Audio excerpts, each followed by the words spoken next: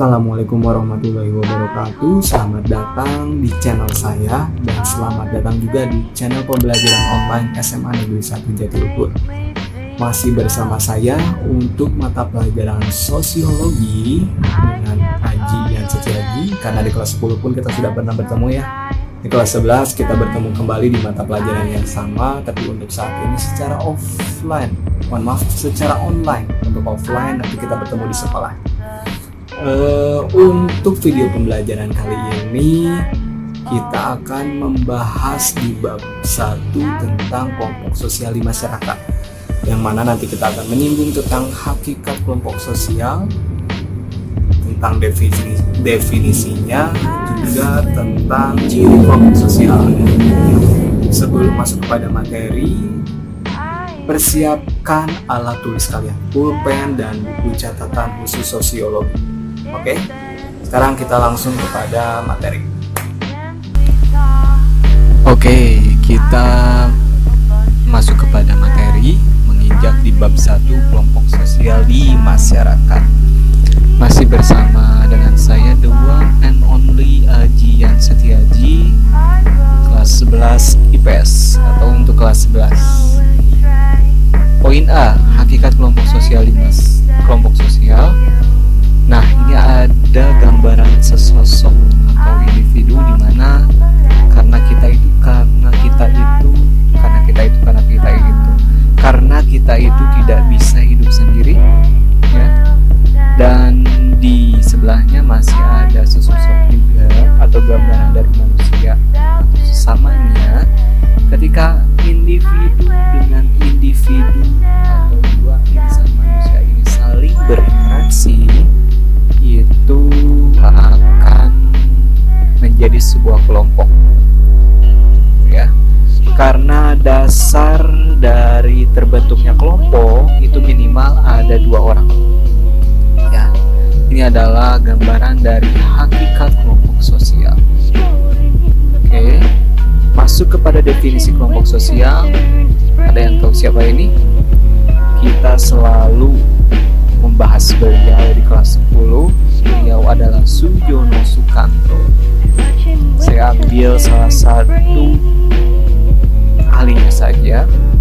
Menurut beliau, kelompok sosial merupakan himpunan atau kesatuan manusia yang hidup bersama karena ada hubungan di antara mereka. Hubungan tersebut menyangkut hubungan timbal balik yang saling memengaruhi dan juga suatu kesadaran untuk saling menolong. Poin kedua, ciri kelompok sosial. Yang pertama adalah dorongan antara individu yang satu dengan yang lainnya. Nah, apabila misalnya nih kamu teman sebangku, ini kamu dan dia, apabila saling ada dorongan di antara kamu dengan dia dengan kamu, akan menjadi suatu kelompok.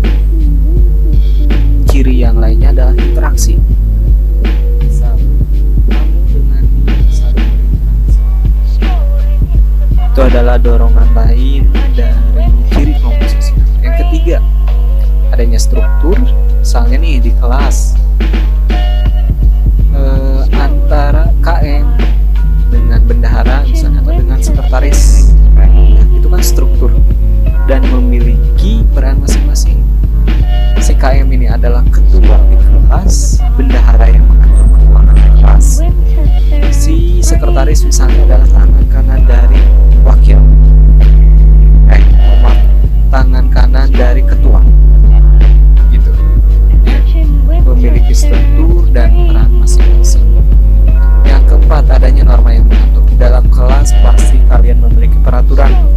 Misalnya tidak boleh berisik ketika berlangsungnya proses belajar mengajar, atau misalnya di setiap hari Jumat kalian harus 1.000 membayar 1.000 dalam seminggu untuk uang kas.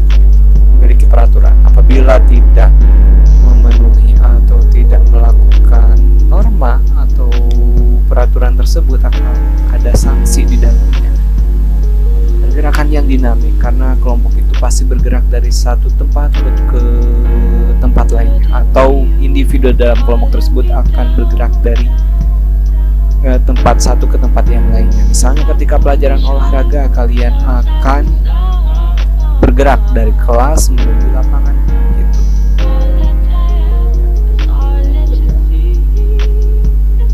Berakhir adanya kepentingan. Kelompok itu pasti ada kepentingan. Misalnya ketika adanya lomba, kalian mempunyai kepentingan visi dan misi kalian menjadi juara di dalam lomba tersebut gitu. Nah, ini saja yang saya sampaikan. Kembali lagi kepada saya.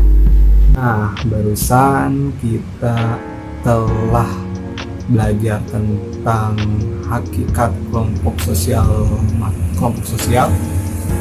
yang mana kita membahas definisi dan ciri kelompok sosial.